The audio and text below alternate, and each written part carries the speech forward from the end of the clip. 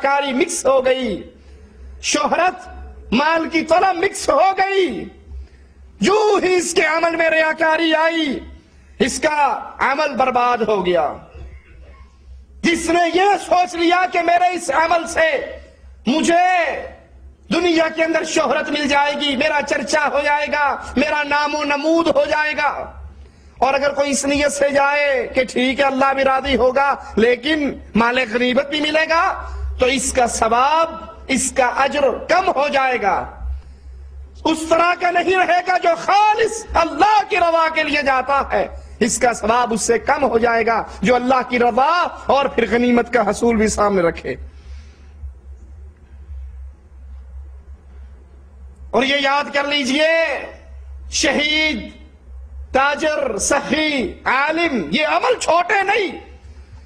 اگر ان عملوں کو ویسے تولا جائے تو رسول اللہ صلی اللہ علیہ وسلم فرماتے ہیں خیرکم، تمہارے پورے مجمع کے اندر، انسانیت کے اندر سب سے بہتر وہ ہے جو قرآن پڑھے اور پڑھائے۔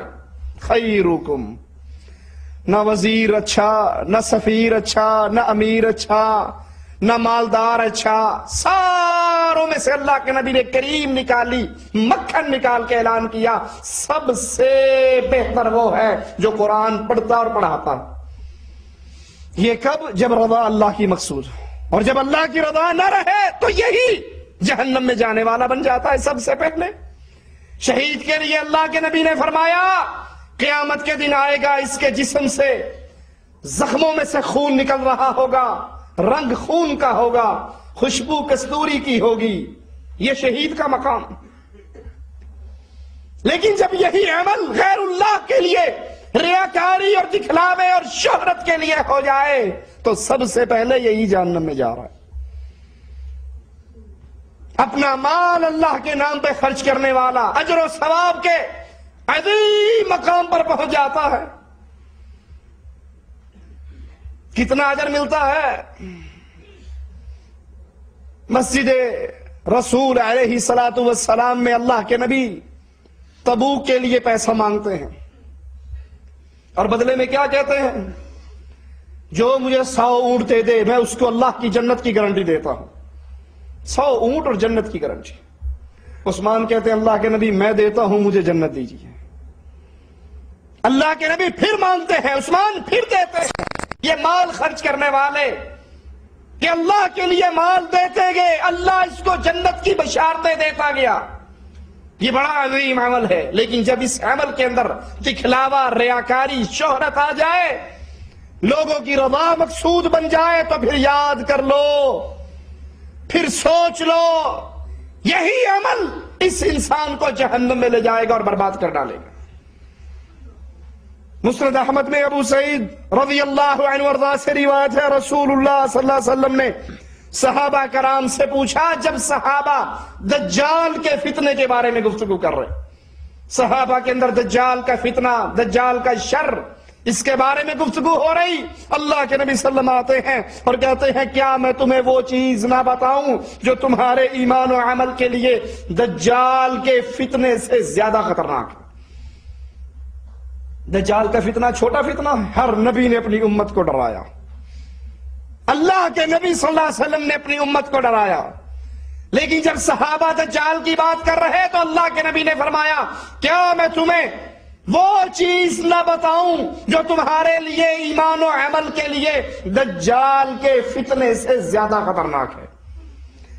صحابہ نے کہا یا رسول اللہ کیوں نہیں، ہمیں وہ بات بتائیے جو ہمارے لیے بربادی، فتنے کے اندر دجال سے بڑا۔ اللہ کے نبی صلی اللہ علیہ وسلم نے فرمایا پوشیدہ شرک، کہ ایک آدمی نماز کے لیے کھڑا ہوتا ہے اور جب اسے پتہ لگتا ہے کہ کوئی اس کو دیکھ رہا ہے تو اپنی نماز کو بڑی خوبصورت اور لمبی کر لیتا ہے۔ یہ پوشیدہ شرک دجال کے فتنے سے زیادہ خطرناک۔ نماز اللہ کے لیے، عمل اللہ کے لیے، لیکن جب دیکھتا ہے کہ مجھے کوئی اور دیکھ رہا ہے، ریاکاری کی بیماری، ریاکاری کا فساد دل میں پیدا ہوتا ہے، اپنی نماز کو بہترین کرتا ہے، بڑا لمبا۔ اسی لیے ہم کہتے ہیں نا یہ بھائی جو تسبیح لے کے ہاتھ میں گھومتے ہیں یہ ریاکاری، ارے آپ نے اللہ کا ذکر کرنا ہے، ذکر کیجئے، انگلیوں کے ان نشانوں پر ذکر کیجئے، کسی کو پتہ لگے گا؟ آپ بیٹھے آرام سے ذکر کر رہے ہیں، استغفر اللہ، سبحان اللہ، الحمدللہ، اللہ اکبر، لا الہ الا اللہ، کسی کو پتہ؟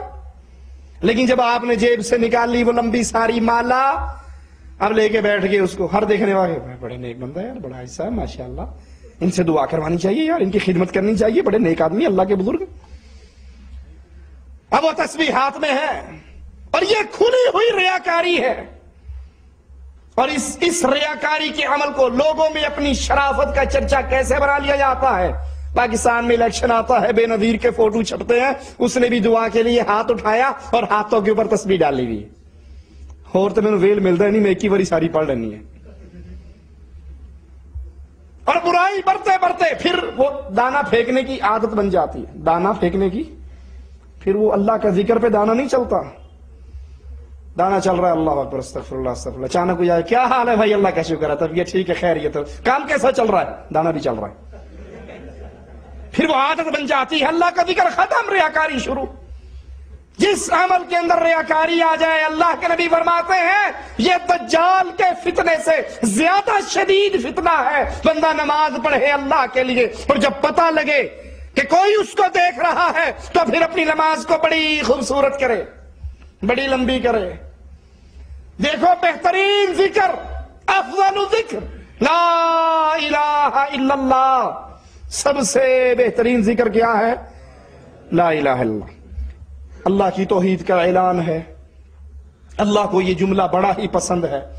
ساری فضیلتوں کے ساتھ ساتھ اس جملے میں ایک اور فضیلت بھی ہے، کیا؟ اس میں اخلاص ہے۔ مثال کے طور پہ آپ آرام سے خاموش بیٹھے اور آپ نے اب سبحان اللہ کا ذکر کرنا ہے، لیکن بولنا نہیں، آواز نہیں لگانی، لیکن سامنے والے کو پتہ لگ جائے گا کہ آپ ذکر کر رہے ہو۔ کیسے؟ ہونٹ ہلے یا نہیں ہلے؟ ہونٹ ہلتے ہیں، ہونٹ ہلے استغفر اللہ پہ، ہیں الحمدللہ پر بھی ہونٹ ہلے۔ اچھا، آپ ذکر کرتے ہیں لا الہ الا اللہ، کسی کو پتہ لگے گا؟ ہونٹ ہلتے ہیں، ملتے ہیں آپ اس میں، زبان خالی زبان ہلتی ہے، لا الہ الا اللہ، نہ ہونٹ مل رہے ہیں نہ سامنے والے کو پتا۔ اخلاص، خالص اللہ کے لیے سب سے بہترین ذکر لا الہ الا اللہ۔ ریاکاری سے پاک کیجئے اپنے عملوں کو، وگرنہ اللہ کے نبی ڈرا رہے ہیں کہ دجال کے فتنے سے زیادہ شدید فتنہ پوشیدہ شرک ہے،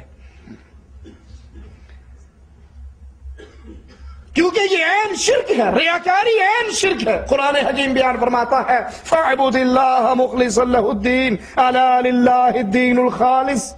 عبادت جب بھی کرو اخلاص کے ساتھ اللہ کی عبادت کرو، خبردار اللہ تعالیٰ کے لیے خالص دین ہے، یہ دین خالص اللہ کا ہے، عبادت خالص اللہ کی جائے، اس کے اندر کسی اور کو شامل نہیں کیا جا سکتا۔ اور قرآن اپنے نبی سے کہواتا ہے، نبی اعلان کیجئے قُلْ إِنِّي أُمِرْتُ أَنْ أَعْبُدَ اللَّهَ مُخْلِصًا لَهُ الدِّينَ۔ اللہ نے مجھے حکم یہ دیا ہے کہ میں اخلاص کے ساتھ اللہ کی عبادت کرتا جاؤں، اس کے اندر کسی کو شریک، اللہ کی عبادت میں کسی کو شریک نہ بناؤں۔ یہ نبی کہتے ہیں اللہ نے مجھے حکم دیا ہے میں عبادت کا ہر عمل خالص اللہ عز و جل کے لیے کروں۔ میرا دائیں ہاتھ صدقہ کرے، میرے بائیں کو پتہ نہ لگے کیا صدقہ ہوا، یہ عمل بڑا عظیم عمل ہے۔